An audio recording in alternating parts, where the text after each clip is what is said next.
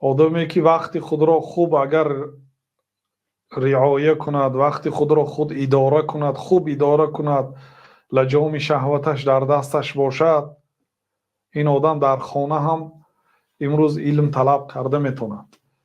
پیشتر سبب علما سفر کردنشان این که برای علم گرفتن نزد عالم رفتن لازم بود. حاضر تمام عالم های دنیا در خانتان هست، تمام کتاب ها در خانتان هست. اگر و بالای نفستان حکمران شوید و عقلتان و ایمانتان سردار نفستان باشد، امیر نفستان باشد، برای شما یک خانه که دو و سه هست کفایه هست. بنابراین بعضی علما پرسیده شدن که در این دنیا از همه چیزی خوب چی هست؟ گفتن که بیت خال و اسناد عال، خانه خالی و اسناد عالی. خانه خالیه که هیچ کس تشویش نمیده. یک خانه دارید، کتاب میخونید، مینویسید، مشق میکنید. اگر در یک شبانه روز 10 ساعت 12 ساعت کتاب خونید، به علم یا که درس گوش کنید، خیلی به درجه میرسید. بیت خال، خانه خالی، و اسناد عالی، اسناد عالی. اسناد عالی یعنی که بین شما و بین پیامبر صلی الله علیه و سلم آدم کم باشد. بنابراین علما کوشش میکردن از عالم های کلان سالتر علم گیرن. مثلا یکی از استادان امام بخاری مکی ابن ابراهیم بود. این آدم 100 ساله شده از دنیا گذشت و امام بخاری هم در همین ایام پیران سالگیش اینه دریافت کرد. این از همه استادی بزرگ سالشان. برای چی؟ بنابراین هر روایتی که همگی 20 دانه روایت دارن از مکی ابن ابراهیم. مکی ابن ابراهیم موسفید پیرکی بود، به 100 ساله رسیده بود. امام بخاری دریافت کردن در ایام جوانیشون. بنابراین از این آدم 20 حدیث روایت میکنن. بین پیغمبر صلی الله علیه و سلم و بین امام بخاری 3 نفر است: مکی ابن ابراهیم، یزید ابن ابی عبید، سلمة ابن الاکوع.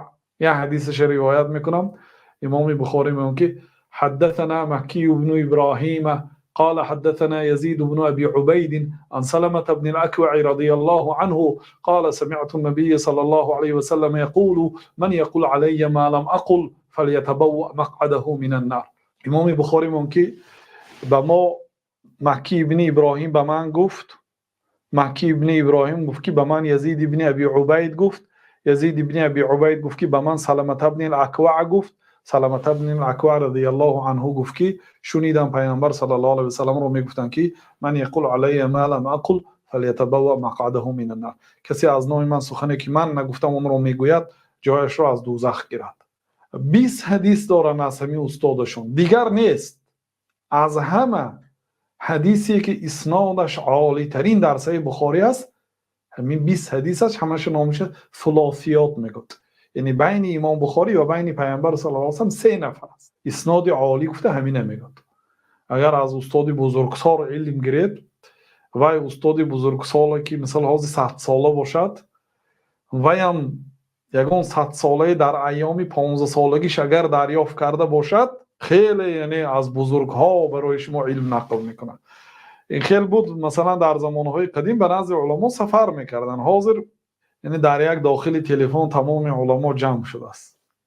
اگر درست استفاده برید حیاتتان را میتونید در خانه نه صرف و خراجات راه، نه صرف و خراجات یعنی تعشیره و خورد و خوراک در دیگر دولت‌های و غریبی، بلکه در یک خانه‌تان میگیرید. به هر حال مباشرتا از استاد گرفتن این دیگر است.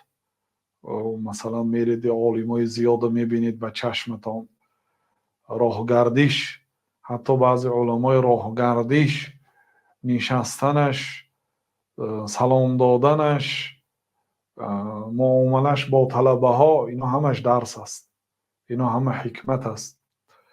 بنابراین بله، مادامی که امکانیت است به نزد علما سفر میکنید، علل خصوص علمای بزرگسال، علمای بزرگ. اونها در علم آنها برکه هست.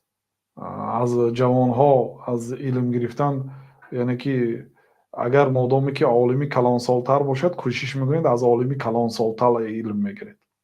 اصلاش الله تعالی هم پیغمبرها رو در سن 40 سالگی پیغمبر گردانید. بی حکمت نیست این. عالمی که از 40 گذشته است به هر حال در او حکمت هست، در او کم و بیش یعنی جهان دیدگی هست، آرامی هست، وقار هست، صفتایی که الله سبحانه و تعالی دوست می‌دارد. به هر حال در همه نوع علم خیر است. بله